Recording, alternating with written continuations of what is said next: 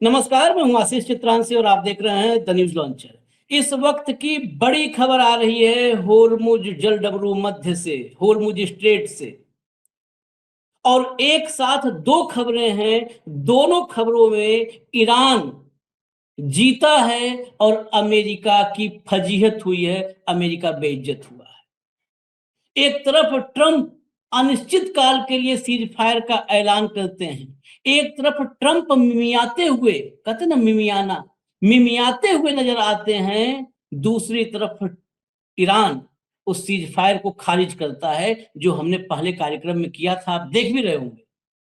Trump के cease fire को अनिश्चितकालीन आईआरजीसी और ईरान की लीडरशिप सिरे से खारिज करती है कि हारा हुआ व्यक्ति शर्त नहीं थोपता है, शर्त नहीं लगाता है कोई। और अभी ट्रंप के सीज फायर को दुनिया समझ पाती उससे पहले ईरान ने ये दिखा दिया, क्योंकि ये ट्रंप है, ये ट्रंप आधे घंटे बाद बहसने लगता, ये पता है, ये बहसू है। उसके तुरंत बाद ईरान ने दिखा दिया दुनिया को कि होर्मुज स्ट्रेट में ट्रंप शून्य है। और शून्य छोटा नहीं, बड़ा वाला गोला है, बड़ा गोला शून्य है। इसकी हैसियत, इसकी औकात कुछ भी नहीं है। होर्मुज स्ट्रेट में वही होगा जो हम चाहेंगे। इसकी नाकेबंदी भी शून्य है, नाकेबंदी की भी धज्जी उड़ी है। और मर्जी सिर्फ और सिर्फ ईरान की चलेगी, आईआरजीसी की चलेगी। 3 जहाजों पर हमला किया है ईरान के आईआरजीसी के गनबोट ने, 3 जहाजों पर हमला किया है। यूके मैरीटाइम की रिपोर्ट भी इस पे आ गई है, जो इस पर मतलब जो है उस पर नेविगेशन है, पूरा का पूरा समुद्री यातायात है, उसकी जो रिपोर्टिंग करता है ऑफिशियल दुनिया भर का एक साथ जो ज्वाइंट एक ऑर्गेनाइजेशन है, एमके जो है यूकेएमटीओ, यूके मैरीटाइम, उसने भी इसकी पुष्टि कर दी है कि 3 जहाजों पर हमला हुआ है, फायरिंग हुई है। फायरिंग ईरान आईआरजीसी कैसे करते हैं सबको पता है। वो अपने लिमिट को, एथिक्स को मेंटेन करते हैं। उसमें किसी की जान नहीं ली है, किसी पर गोली नहीं चलाई है, जहाजों पर गोली चला करके जहाजों को रोक दिया है कि कहीं पे भी किसी को ये गलतफहमी ना हो कि ईरान की मर्जी के बगैर वो होर्मुज स्ट्रेट पार कर जाएगा। दूसरी तरफ खबर, 10,000 सैनिक, वो भी सैनिक सामान्य नहीं है, सब मरीन है, कमांडो, उनको सैनिक कहना भी थोड़ा सा कमतर करना उनको है।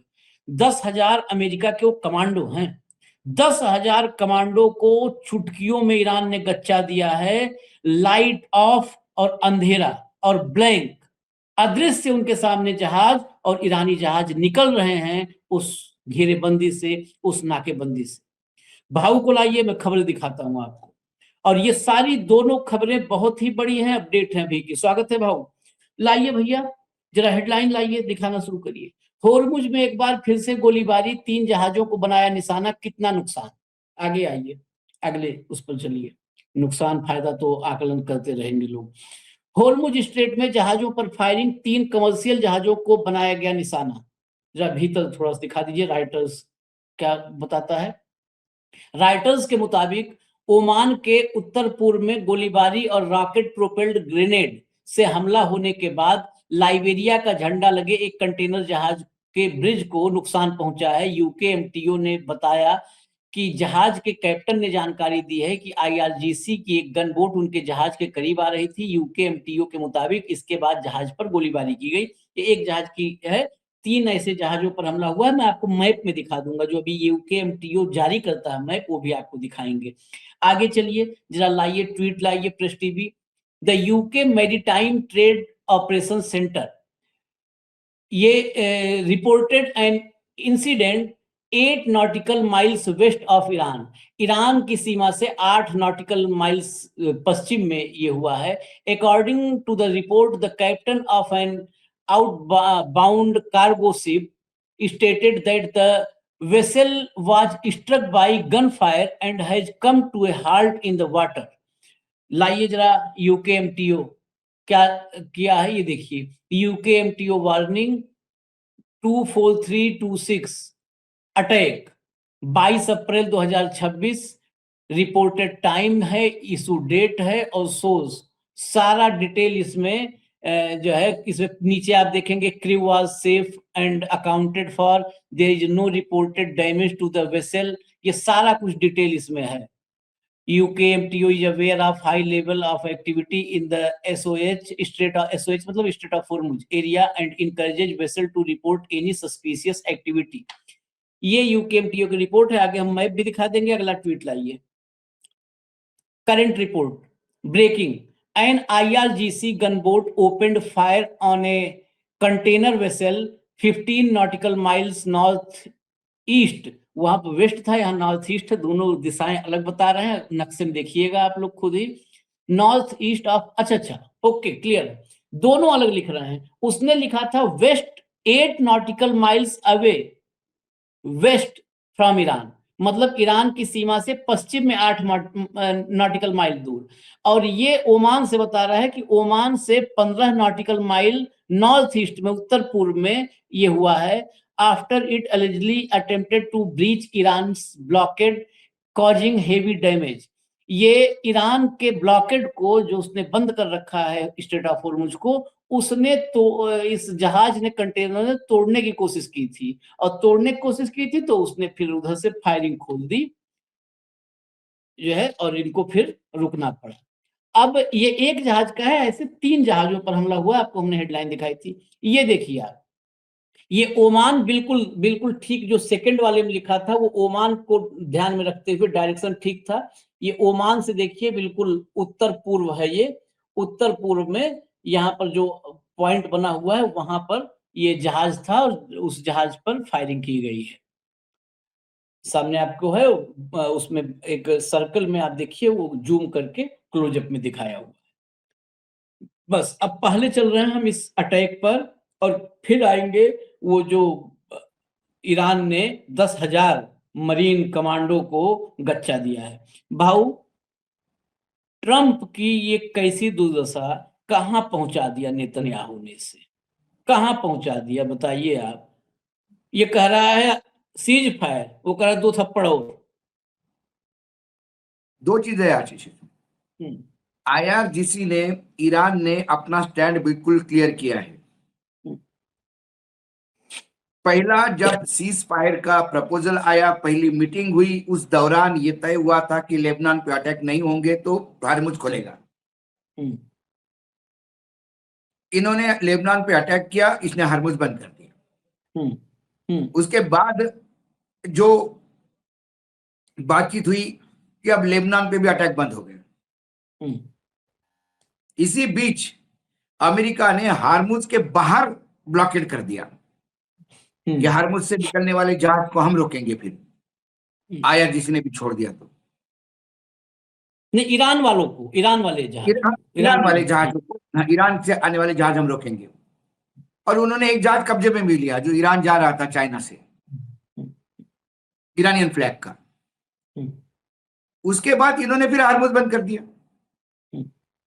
इन्हें कहा लेबनान पे अटैक, हार्मुज बंद, लेबनान पे अटैक बंद किए, हार्मुज खोल देते। लेकिन हमने बाहर आके एक फ्लीट खड़ा कर दिया कि हम आपके विमान पे, यदि आप हम पे चेक लगाओगे तो हम फिर हार्मुज रोकेंगे, फिर कर लो आप, तो हम किसी को नहीं जान देंगे। अब इन्होंने सीज फायर किया, लेकिन सीज फायर में इन्होंने कहा कि हमारा ब्लॉकेड कंटिन्यू रहेगा। हाँ, यदि आपका ब्लॉकेड कंटिन्यू रहेगा तो हार्मुज भी बंद कंटिन्यू रहेगा। इसके बीच में किसी ने डेयरिंग की हार्मुज से निकलने की, झटका बता दिया। वो हमला ही डैमेज करने के लिए नहीं था, वार्निंग था। तो वार्निंग शॉट, इसलिए डैमेज नहीं हुआ। नहीं तो वो एक ड्रोन छोड़ के पूरा जहाज भी डुबा सकते थे।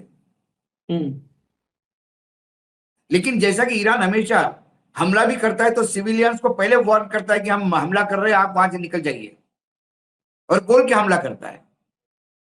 फिर चाहे डाटा सेंटर्स पे हो, चाहे पोर्ट पे हो, चाहे ऑयल फैसिलिटी पे हो, चाहे गैस फैसिलिटी पे हो, चाहे एम्बेसी पे हो, अमेरिकन वार्न करके करता है। तो IRGC ने पहले वार्निंग किया था आपको। अच्छा, आपने जो सीज फायर एक्सटेंड किया वो अमेरिका ने किया। उस सीज फायर के लिए ईरान कुछ बोल भी नहीं रहा, ईरान को चाहिए ही नहीं सीज फायर। हम्म। आपने खुद किया सीज फायर अनलिमिटेड टाइम के लिए, जब तक ईरान प्रपोजल नहीं देगा। ईरान का प्रपोजल ऑलरेडी आपके पास पड़ा है, आपको एक्सेप्ट करना है।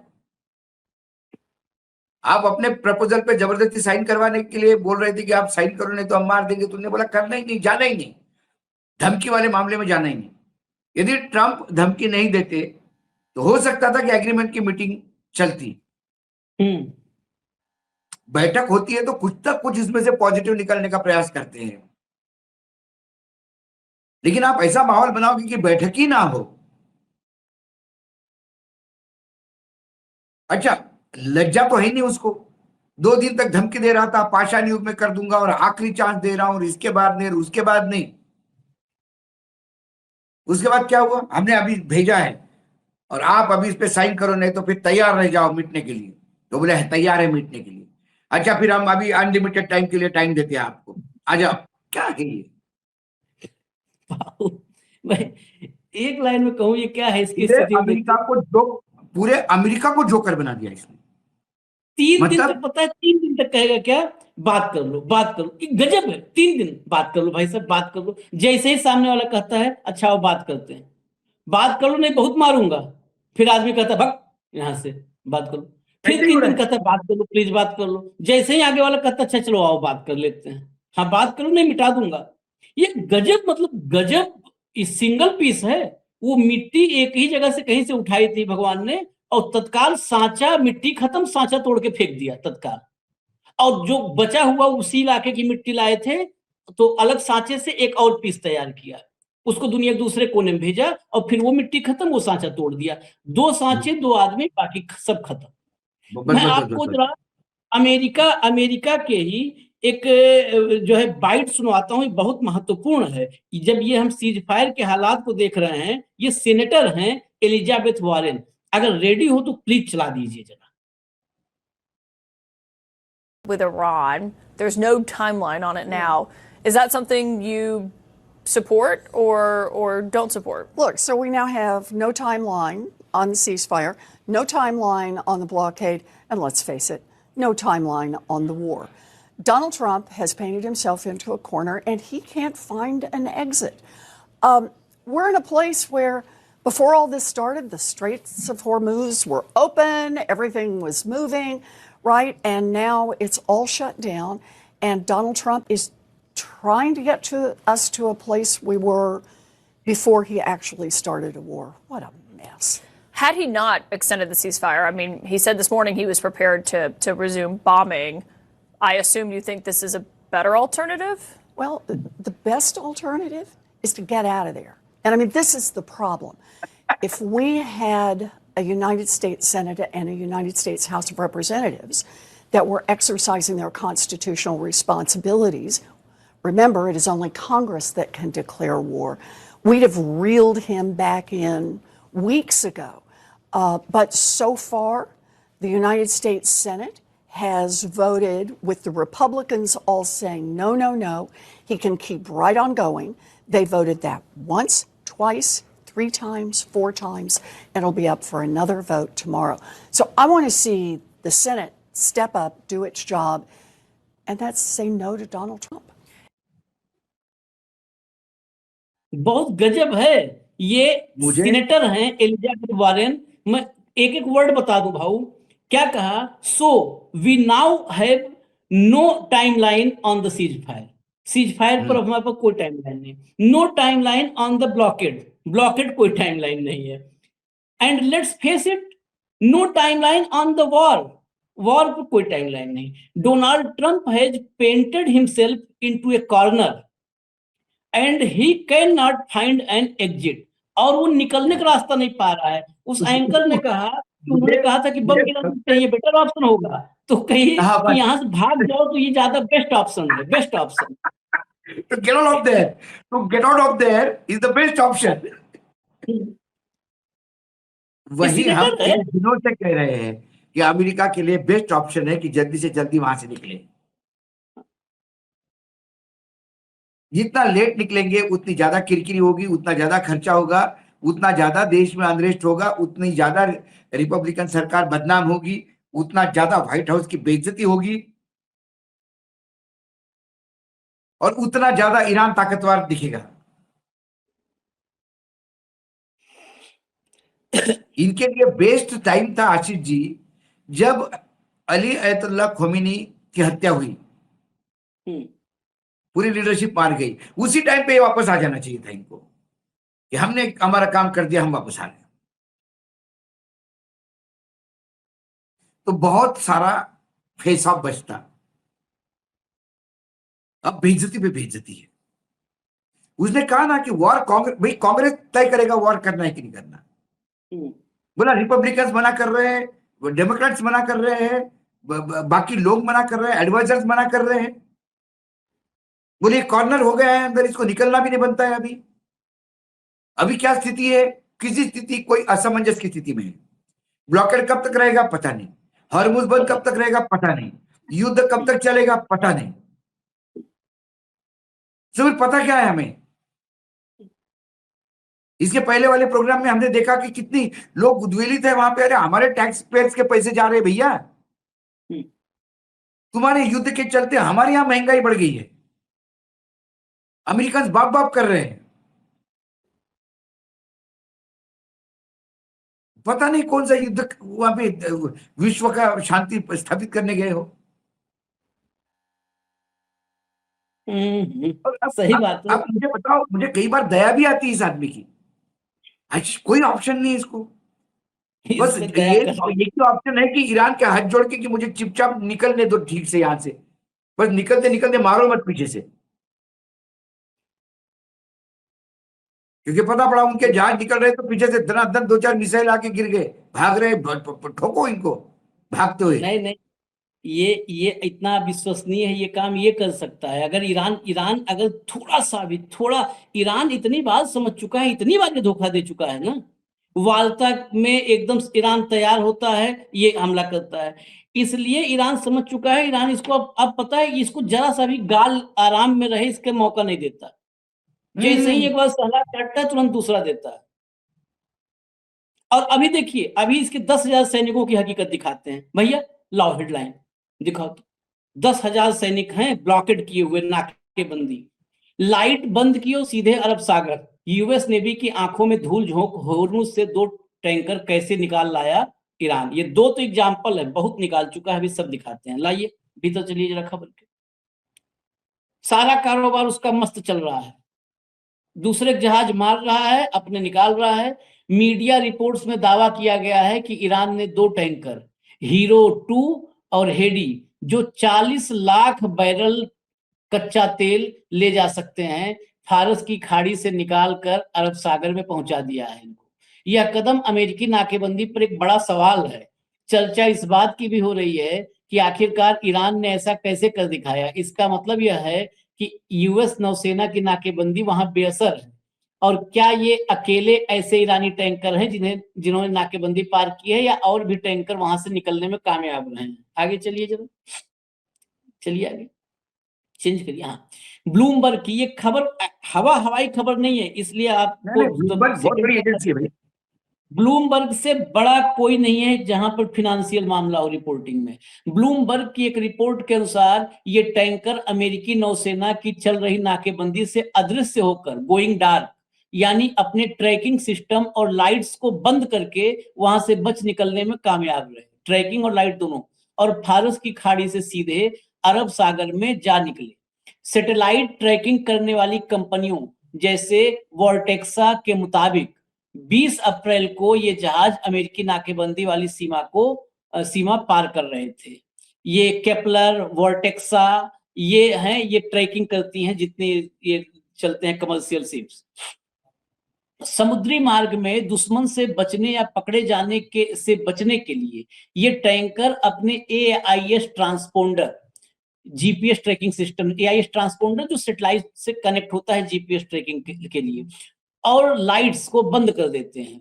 यह ईरान के तथाकथित छाया बेड़े, शैडो फ्लीट द्वारा प्रतिबंधों और निगरानी से बचने के लिए इस्तेमाल की जाने वाली एक जानी मानी और पुरानी तरकीब है। ताजा मामले में 2 ईरानी टैंकर हीरो 2 और हेडी नामक दोनों जहाज वहां से बच निकलना भी इसी रणनीति और तरकीब का हिस्सा है। रिपोर्ट्स में कहा गया है कि होर्मुज स्ट्रेट में नाकेबंदी के बावजूद ईरान से जुड़े, फिर जो इस पे दे रहे हैं ध्यान दीजिए, ईरान से जुड़े लगभग 34 टैंकर नाकेबंदी वाले इलाके पार कर चुके हैं।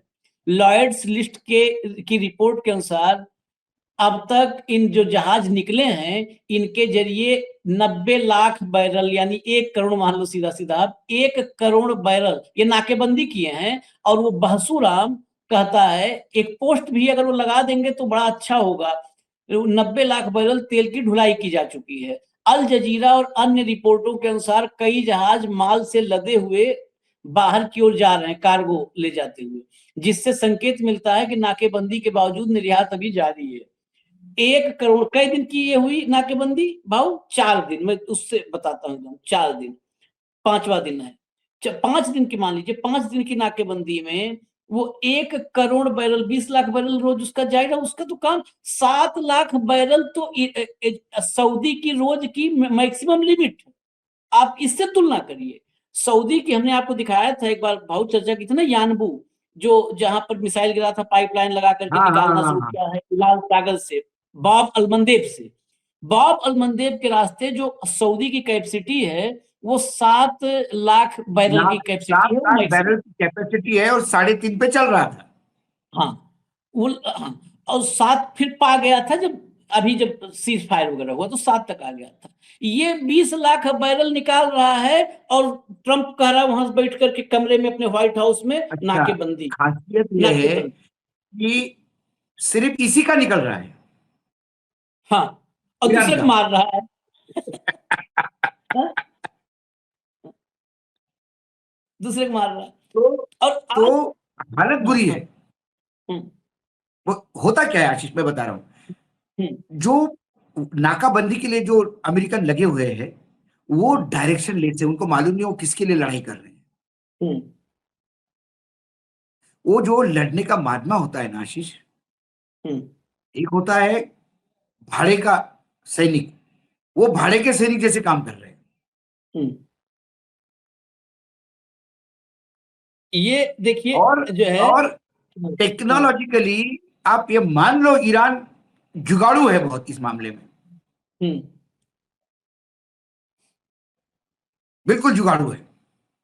वो तो बिना जीपीएस सिस्टम अपने मैप के हिसाब से चलते, पुराने बाबा आदम के जमाने के टेक्नोलॉजी से चल रहे जहाज, समुद्र में नेविगेशन,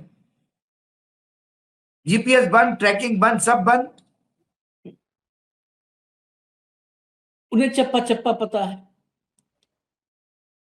वो जीपीएस के भरोसे है नहीं। मैं आपको और मतलब दुनिया देश के लोग अंधभक्त सबको समझ में आ जाए, हम कोशिश करते हैं कार्यक्रम में इतना क्लियर रखें ट्रैक को, जैसे Hormuz of state of Hormuz clear है वैसे ही हमारा कार्यक्रम क्लियर रहे।